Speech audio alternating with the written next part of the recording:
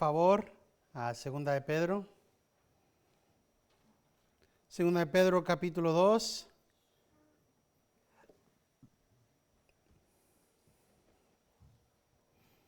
Segunda de Pedro capítulo 2. Y estaremos leyendo del versículo 17 al versículo 22. Segunda de Pedro 2, 17 al 22. Dice así la palabra de Dios en el nombre del Padre, del Hijo y del Espíritu Santo. Estos son manantiales sin agua, bruma impulsada por una tormenta, para quienes está reservada la oscuridad de las tinieblas, pues hablando con arrogancia y vanidad, seducen mediante deseos carnales por sensualidad a los que hace poco escaparon de los que viven en el error. Les prometen libertad, mientras ellos mismos son esclavos de la corrupción, pues uno es esclavo de aquello que le ha vencido.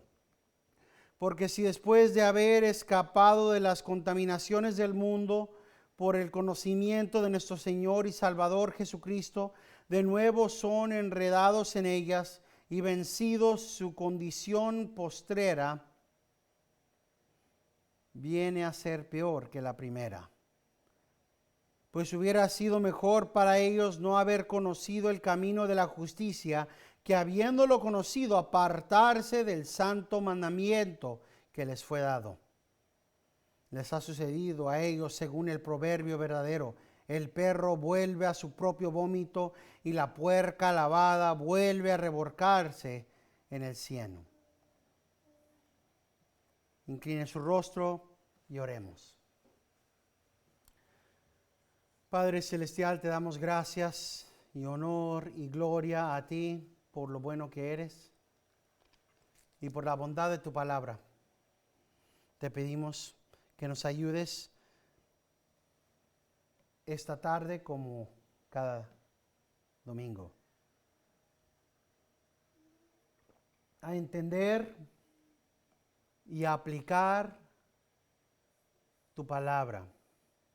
Que nos des ojos que ven y entienden claramente tu palabra, oídos que oyen y una mente y un corazón, Señor, aptos, listos y capaces de grabar tu palabra dentro de sí para que no pequemos contra ti. Y que por tu Espíritu Santo, Padre Celestial, permitas que seamos hacedores y no simplemente oidores de tu palabra. Esto te lo pedimos en el nombre de Cristo, nuestro Redentor. Amén. La semana pasada hablamos de los balamitas, aquellos que siguen el camino de Balaam, que si se acuerdan son aquellos que bastardizan la palabra de Dios y enseñan a otros idolatría e inmoralidad sexual. La condenación continúa. Da ejemplos. Después de haber demostrado exactamente qué tan depravados son esta gente que tienen ojos absolutamente llenos de adulterio, que son perversos, que vienen y comen entre las ovejas de Dios. Él dice aquí que vienen en pos de los débiles, que vienen para tratar de atacar a aquellos que son insensatos, a los ignorantes y a los inestables, porque simplemente no se pueden saciar. Y hacen lo mismo que Balaam. Usan su poder y su influencia. Se presentan como si fueran profetas o maestros o pastores en términos modernos, aunque ahora hay aquellos que se tratan de decir que son disque profetas, pero no lo son. Así que Pedro dice que ¿qué son ellos? Son como manantiales sin agua o bruma impulsada por una tormenta. Y el primer ejemplo, manantiales sin agua, es tan apto porque el agua es tan valiosa, tan importante. Y aún más para aquellos que han estado en el desierto o aquellos que han ayunado, un ayuno completo, un ayuno sin comer y beber. Cuando llega el tiempo, cuando entrega uno ese ayuno, esa primera bebida de agua es deliciosa, fresca, buena. Pero más que eso, hay tanto de agua en la palabra de Dios. La palabra de Dios habla de agua, del valor del agua y de la conexión del agua, de ríos de agua viva que tenemos que ver en nuestras mentes. Igual como el cuerpo físico no puede vivir más de unos cuantos días sin agua. La realidad es que espiritualmente hablando, sin algún tipo de manantial espiritual, no hay vida. Pensamos por un momento en lo que vemos en Proverbios 13, versículo 14, donde dice: la enseñanza del sabio es fuente de vida para apartarse de los lazos de la muerte. Es agua espiritual. La palabra de Dios es un manantial. Enseñanza y doctrina sana es un manantial espiritual. Es vida. Igual, ¿cuál era el mensaje que tuvo Jesucristo hablando con la mujer en el pozo? Juan capítulo 4, versículos 13 al 15, respondiendo Jesús le dijo: todo el que bebe esta agua volverá a tener sed. Pero el que beba del agua que yo daré no tendrá sed jamás, sino que el agua que yo le daré se convertirá en él una fuente de agua que brota para vida eterna. La mujer le dijo: Señor, dame esa agua para que no tenga sed, ni venga hasta aquí a sacarla. No entendió esta mujer de qué agua. Ella pensó en términos carnales. Pero aquí Jesucristo habla de esta agua, de esta vida eterna. Continúa Jesucristo en Juan capítulo 7, versículos 37 y 38.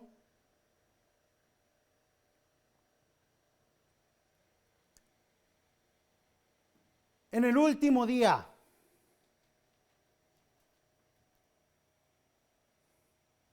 el gran día de la fiesta, Jesús, puesto en pie, exclamó en alta voz diciendo: si alguno tiene sed, que venga a mí y beba. El que cree en mí, como ha dicho la Escritura, de lo más profundo de su ser, brotarán ríos de agua viva. Ahora, como he dicho varias veces, no espero que todos puedan tener memoria súper larga o perfecta, así que no espero que se acuerden. Para eso existo yo, para recordarles de las cosas, porque tengo notas para recordarme a mí. Cuando estábamos en Juan, había parte de esta fiesta donde hay una ofrenda de agua hacia el Señor. Y hay un momento donde el sumo sacerdote toma un jarro grande y derrama agua como ofrenda hacia Dios. Imagínenselo. El agua está siendo ofrecida. Está escurriendo el agua, corriendo el agua, siendo derramada hacia Dios como ofrenda, ¿verdad? Ante la gente de Dios. Y en ese mismo momento Jesucristo dice: ¿tienen sed? Vengan a mí. Y todo el que venga a mí, como dice la Escritura, dentro de él, de lo más profundo de su ser, brotarán ríos de agua viva.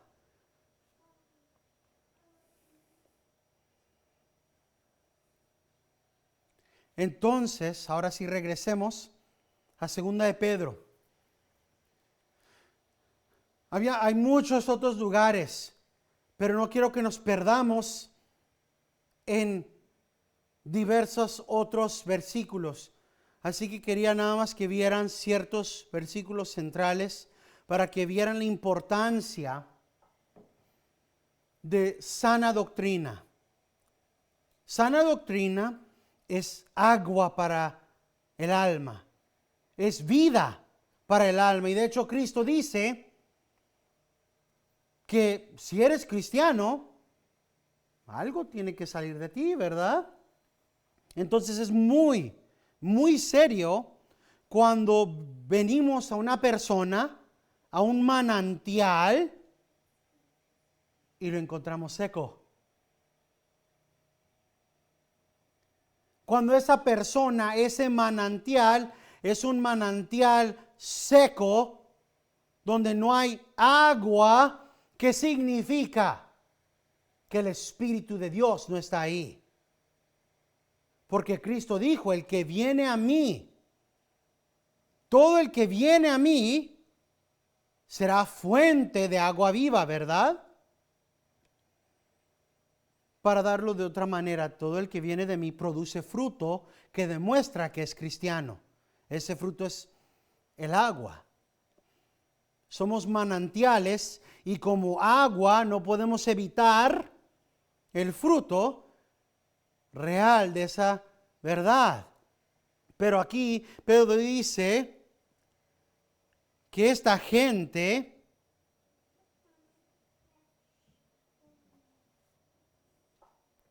son manantiales sin agua.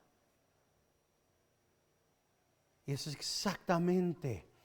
exactamente lo que son falsos maestros.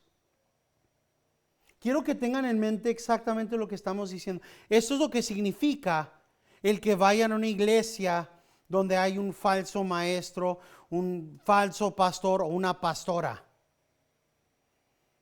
Es ir a tratar de agarrar y obtener agua de un lugar donde no hay. Pedro está diciendo que esta gente dice: vengan, aquí hay agua. Agua para beber. Hay doctrina. Hay un Cristo. Pero al fin de todo, no hay nada. Una mentira de un manantial vacío. un pozo que no tiene nada.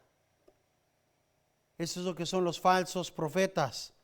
Aquellos que prometen un recurso precioso, algo absolutamente esencial para el alma, pero nunca se lo van a dar. Y eso es lo que la segunda ilustración demuestra. Bruma impulsada, bruma impulsada por una tormenta. En el griego, cuando habla de la bruma, es casi como una nube, pero no como una nube normal. Es casi como un tipo de nube que acompaña la tormenta. En partes del mundo hay un tipo de nube que viene en el desierto a corto tiempo antes de que venga gran lluvia. Es básicamente como si viniera estas nubes a anunciar, aquí viene la lluvia, y se siente.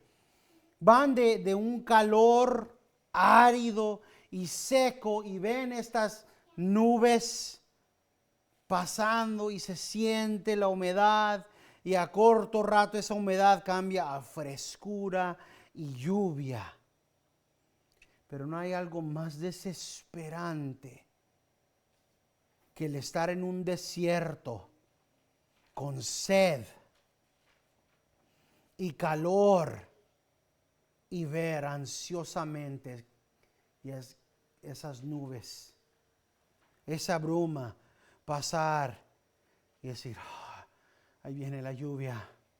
Ahí viene la lluvia, sí, finalmente tengo tanta sed, mi boca está seca, mi lengua está a punto de quebrarse, y sacar la lengua esperando que caiga una gota y nada.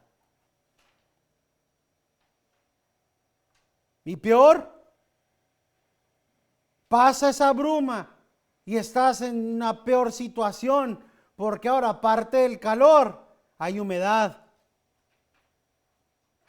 Y nada para ayudarte. Igual como en la ilustración que dio hace rato, de que sean manantiales sin agua, esta bruma impulsada da el mismo tipo de ejemplo. Esta gente es incapaz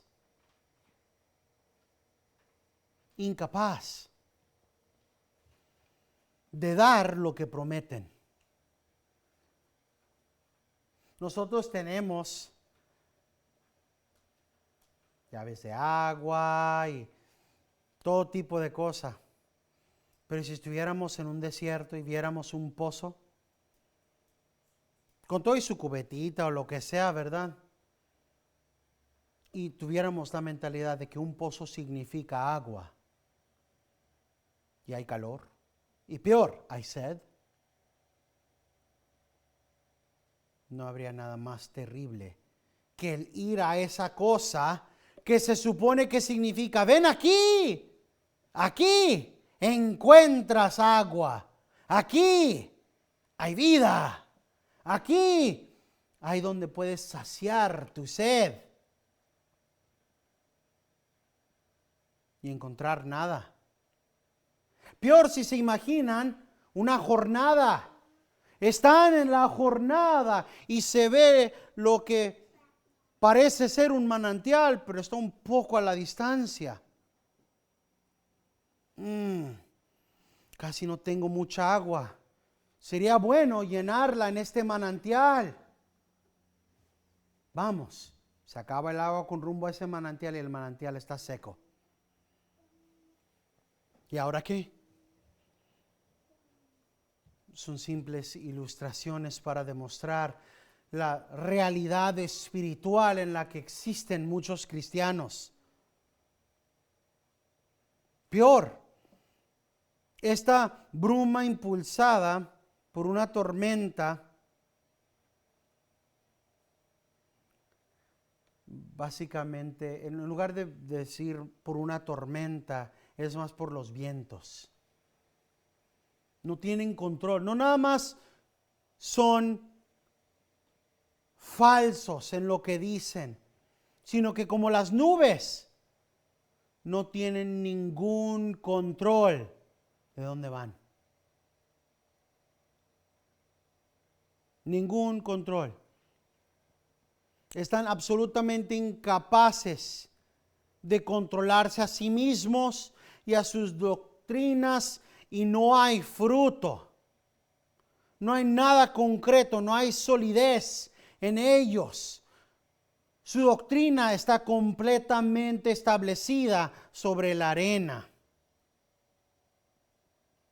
Es por eso que dice Pedro, para quienes está reservada la oscuridad de las tinieblas. Estos falsos profetas, estos prometedores de agua, cuando son manantiales sin agua,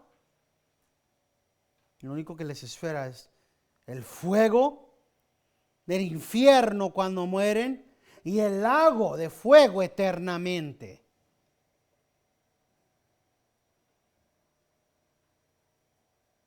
No lo entienden. No lo entienden. Eso es lo desesperante. ¿Saben lo que es leer, entender y hablar con tanta gente como lo hizo Pedro? Pero más a los cristianos modernos.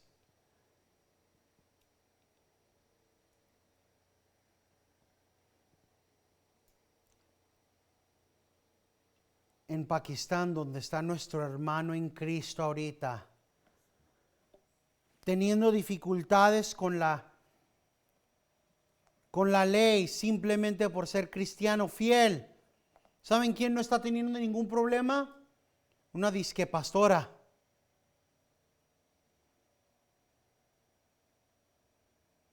Está siendo defendida hasta a nivel internacional. Pero la palabra de Dios es clara.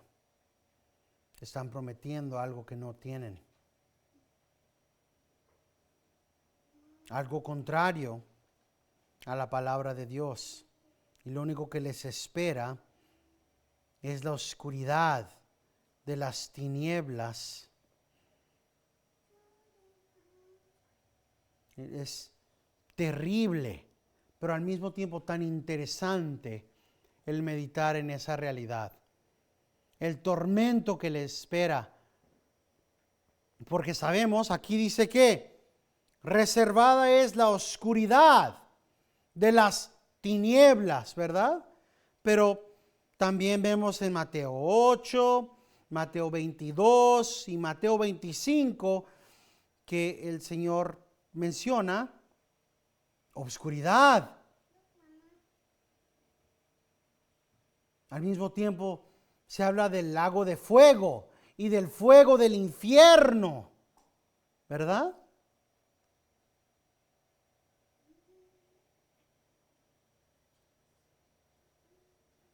Son dos cosas, son ambas. Hay oscuridad y hay fuego. Leamos lo que dice Cristo. Mateo 8. Mateo 8, versículo 12, donde dice Cristo, pero los hijos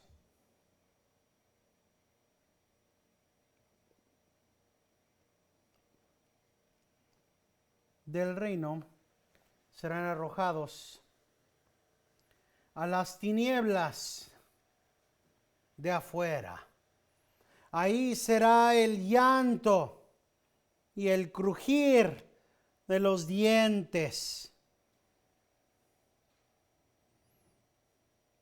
Igual el capítulo 22, versículo 13. Entonces el rey dijo a los sirvientes: atadle las manos y los pies y echadlo a las tinieblas de afuera. Ahí será el llanto y el crujir de los dientes. Y finalmente Mateo 25, versículo 30.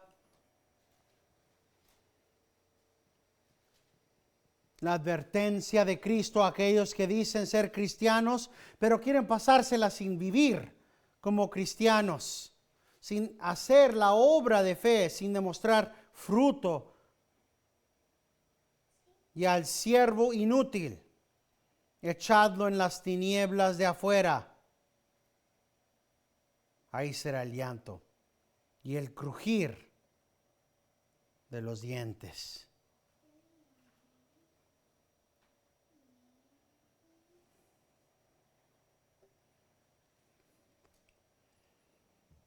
¿Qué hacen? ¿Qué hacen estos falsos profetas? ¿Qué es? ¿Qué es lo que están ofreciendo? ¿Cómo es que hacen lo que hacen? Responde Pedro a esa pregunta, regresando a segunda de Pedro. Dice Pedro: pues hablando con arrogancia y vanidad.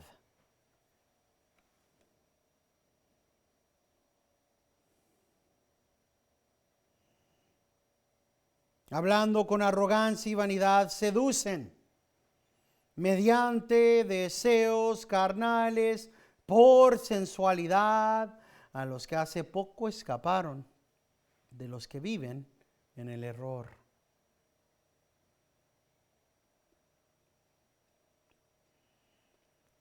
Las palabras son importantes.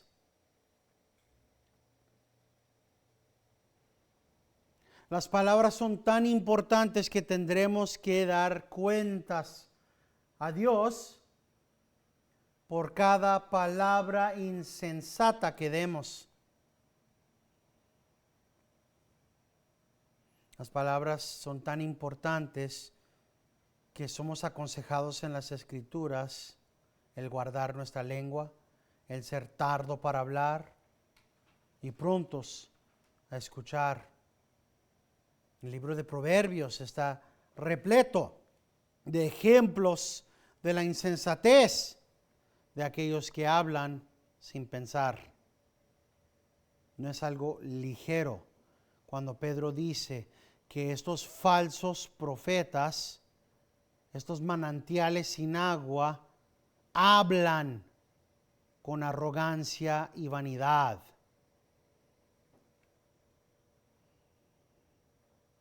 Tal vez porque tenemos una cultura diferente y obviamente estamos a casi 2000 años separados de la época de Pedro. No tenemos exactamente en mente qué está pasando, pero en el tiempo de Pedro, el ser un buen orador, el poder hablar bien, era lo que te ganaba todo. De hecho, encontramos cómo es que Pablo habla en contra de los superapóstoles. Si estos superapóstoles se creen muy grandes, les ganaron con sus palabras, porque para ambos, los griegos y los judíos, era muy importante cómo hablas. Y si podías hablar bien y grandiosamente, hermosamente, verbosamente, ganabas. Así que cuando él dice con arrogancia y vanidad, está hablando de el ensalzar por medio de mucho lenguaje que suene muy grande, muy hermoso. Su mensaje.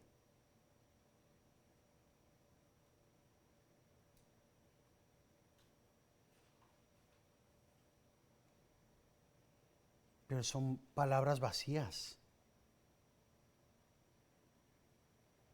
Son palabras absolutamente vacías. Es lenguaje que suena muy cristiano, unas palabrotas muy grandotas, pero que al fin de todo es simplemente el seducir mediante deseo carnal a los débiles. Y no nada más a los débiles, a los que hace poco escaparon de los que viven en error.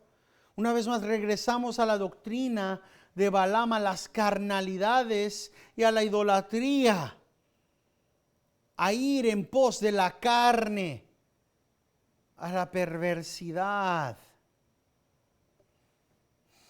Cristo lo dijo claramente en Mateo 12, versículos 33 y 34. Mateo 12, 33 y 34. O haced bueno el árbol y bueno su fruto, o haced malo el árbol y malo su fruto, porque por el fruto se conoce el árbol. Camada de víboras, ¿cómo podéis hablar cosas buenas siendo malos? Porque de la abundancia del corazón habla la boca. Igualmente, estos falsos profetas hablaban muchas cosas buenas, y entre sus cosas buenas ponían cosas seductoras. Por eso hablamos hace rato de que lo importante en la vida cristiana no es tanto el saber la diferencia, el discernimiento no es el saber la diferencia entre el bueno y lo malo, sino lo correcto y lo casi correcto, lo bueno y casi bueno. Usaban esta manera de hablar como anzuelo para carnalidades, para aquellos cristianos débiles, los inestables, los insensatos, los que no tenían las pilas prendidas, los que no tenían listos sus mentes para ir en pos de Cristo. Son como el insensato de Proverbios capítulo 7. Proverbios 7, 21 al 23. Con sus palabras persuasivas lo atrae, lo seduce con sus labios lisonjeros. Al instante la sigue. Como va el buey al matadero, o como uno en grillos al castigo de un necio, hasta que una flecha le traspase el hígado, como el ave que se precipita en la trampa y no sabe que esto le costará la vida.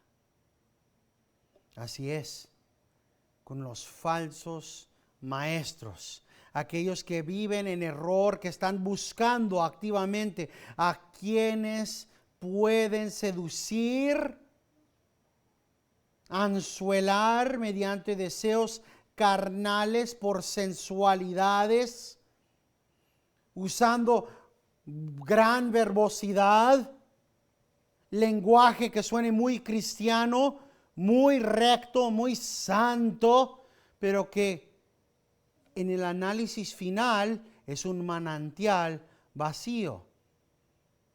Quiero que vean la conexión, esto de que son manantiales sin agua y la conexión con lo que dijo Cristo. Son perversos.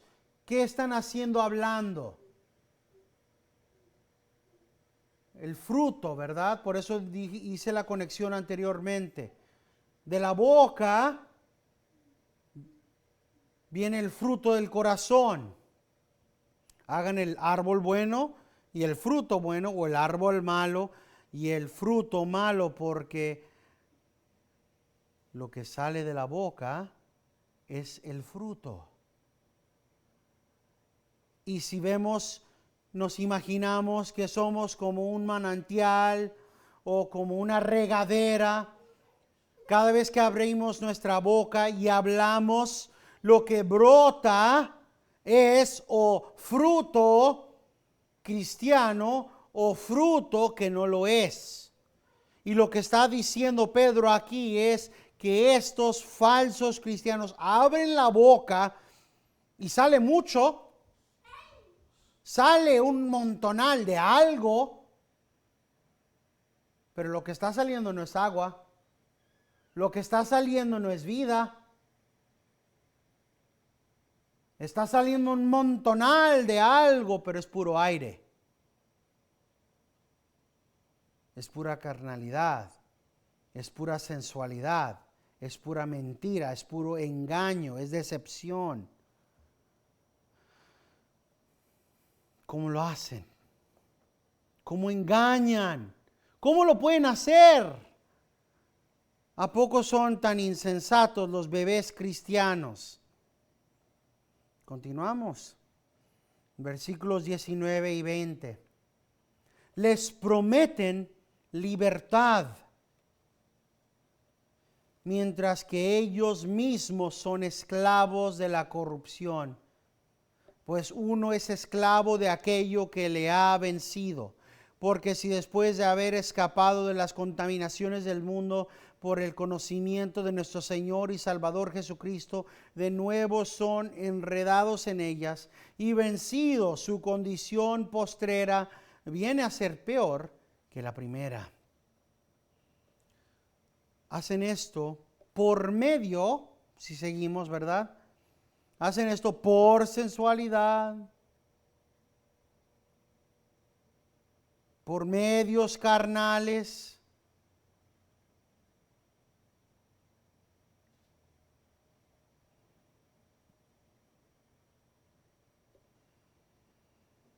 pero lo hacen engañando, prometiendo libertad.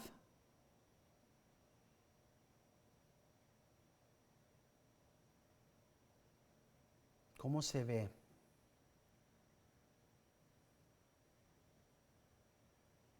¿Cómo se ve en la vida real? ¿Cómo se ve este engaño? Viene un joven cristiano,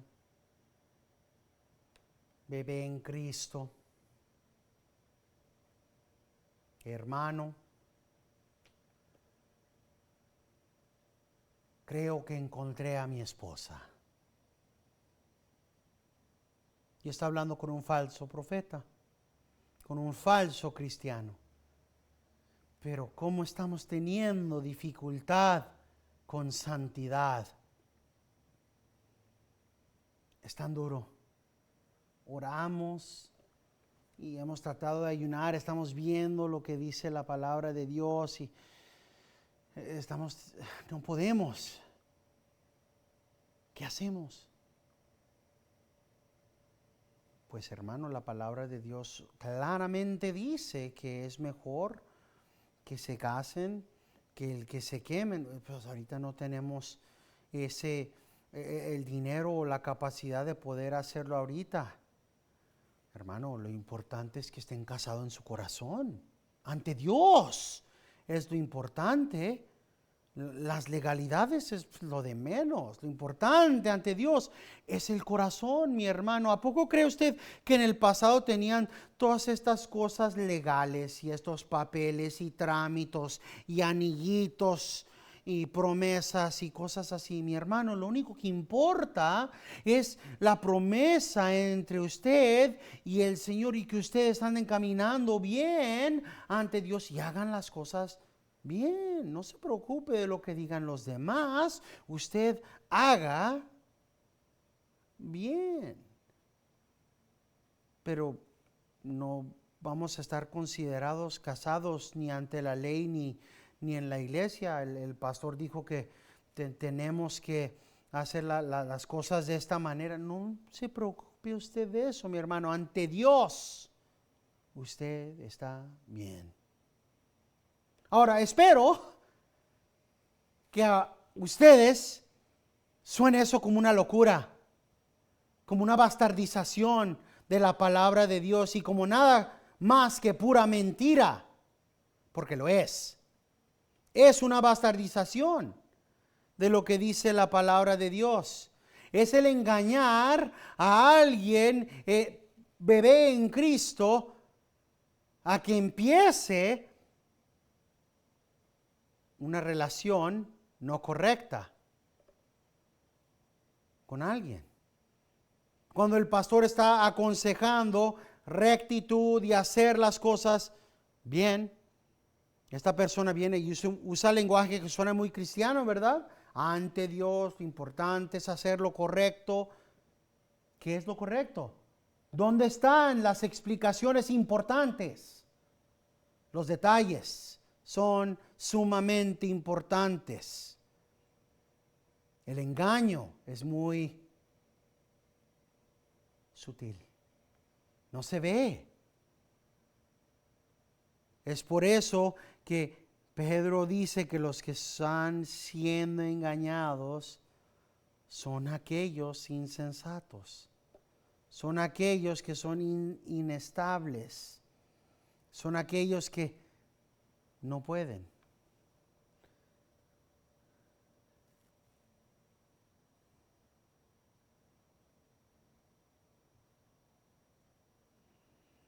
Pedro continúa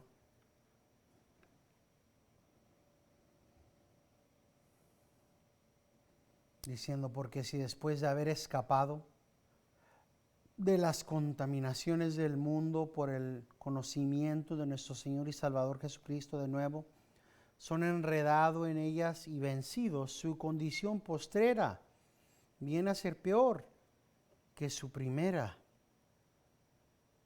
Obviamente no estamos hablando del perder la salvación ni nada así. Se trata de una persona que está tomando el título de cristiano. Se está vistiendo con el vestimento de cristiano. Han proclamado: soy lavado en la sangre de Cristo. Están proclamando haber visto sublime gracia.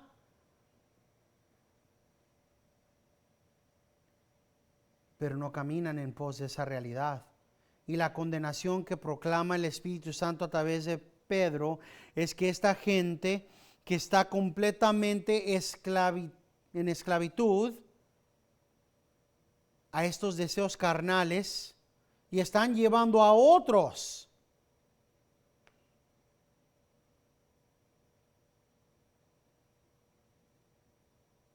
hubiera sido mejor no haber conocido el camino de la justicia.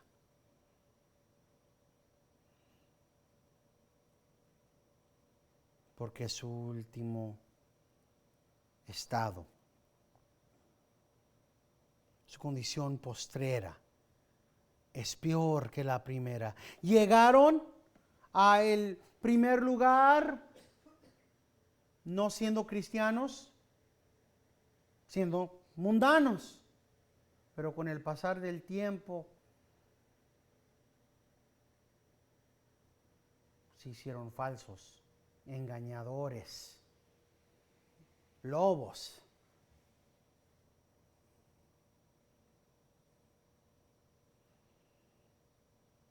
Hubiera sido mejor no haber conocido el camino de la justicia, que habiendo conocido apartarse del santo mandamiento que les fue dado. Les ha sucedido según el proverbio verdadero. El perro vuelve a su propio vómito y la puerca lavada vuelve a revolcarse en el cieno. Su condición postrera es terrible. Hubiera sido mejor para ellos que nunca hubieran llegado a un estado donde pudieran haber profesado ser cristianos. Les fue proclamado el evangelio verdadero, la palabra de justicia, el camino de justicia. Y intelectualmente conocen ese camino, habiendo conocido eso, saben intelectualmente eso, lo conocen lo suficientemente para bastardizarlo, lo conocen lo suficientemente para engañar a los insensatos, lo conocen lo suficientemente para estar entre aquellos que dicen ser como ellos.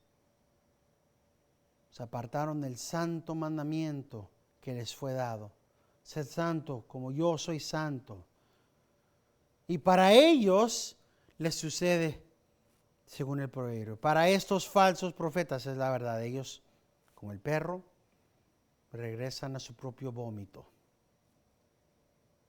La puerca lavada vuelve a revolcarse en el cieno. El ejemplo del proverbio ahí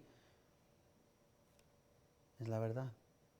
El pecado siendo demostrado como vómito, como el cieno. Obviamente nada limpio. Nadie quiere eso. Nadie va a decir, mira qué delicioso vómito, voy a comérmelo. Nadie va a decir, mira este cieno, voy a ir y voy a acostarme y revolcar. No. Y es exactamente la imagen que es demostrada para esta gente. El proverbio es verdadero. Se deleitan. Es el gozo de su corazón el regresar a estas cosas. Terminamos con las palabras de San Judas: y aquel que es poderoso para guardaros sin caída y para presentaros sin mancha en presencia de su gloria, con gran alegría, al único Dios de nuestro Salvador, por medio de Jesucristo nuestro Señor, sea gloria, majestad, dominio y autoridad, antes de todo tiempo, y ahora y por todos los siglos. Y toda la gente de Dios dice, amén.